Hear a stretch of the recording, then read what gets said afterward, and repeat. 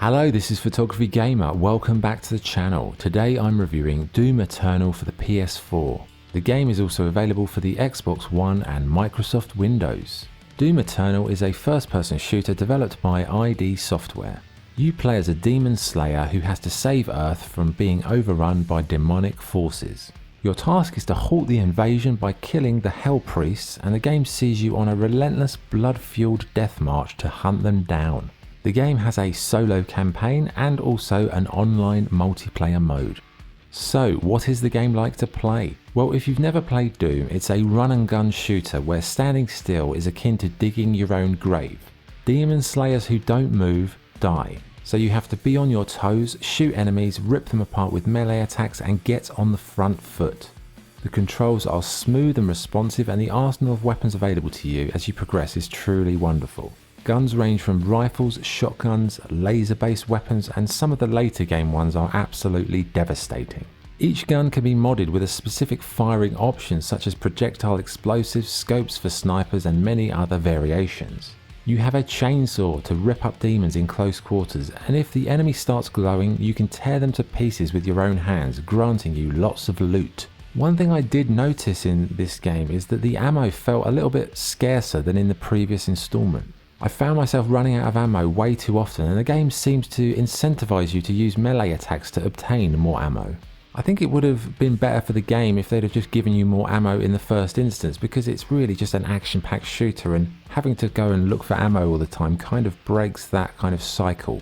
The solo campaign is extensive, and the developers have definitely added a more varied and interesting game world this time. There are some fantastic levels with great architectural design and challenging layouts. You also have the Fortress of Doom ship, which acts as a hub between missions where you can also visit the demon prison to practice your slaying skills. One thing I noticed in Doom Eternal, it seems to have more focus on platforming than in the previous title. It's not a bad thing, but it does feel a bit off having to deal with platform jumping in a game that's essentially about pure violence.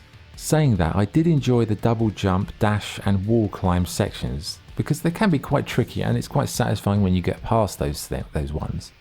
The game features a multiplayer battle mode, but for people hoping for mass death matches, you're going to be disappointed again. Instead, battle mode pits one Doomslayer against two human-controlled demons and their underlings. It is relatively enjoyable, but I can't help but feel it's another missed opportunity by the developers.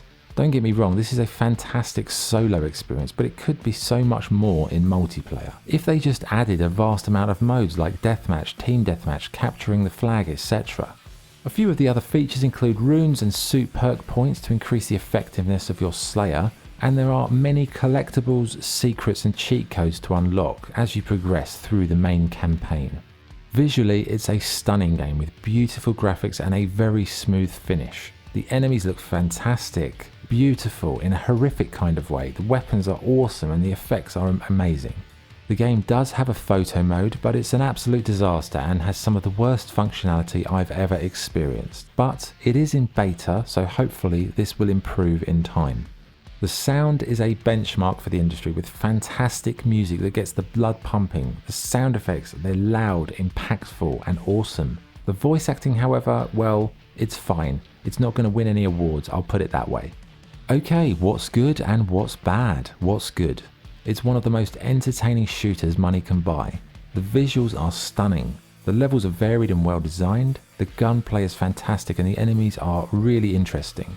Great music, good new elements to make it feel fresh, and overall it's just an absolute blast from start to finish. What's bad? The multiplayer options are very poor and I honestly can't understand why. Ammo seems a bit scarce and the platforming sections, although challenging, seem a little bit too frequent. So what's the verdict? Doom Eternal is a fantastic first-person shooter that's as exciting, entertaining and adrenaline-fueled as its predecessor. It adds enough new elements to spice things up, but doesn't stray too far from the formula that made the series so popular.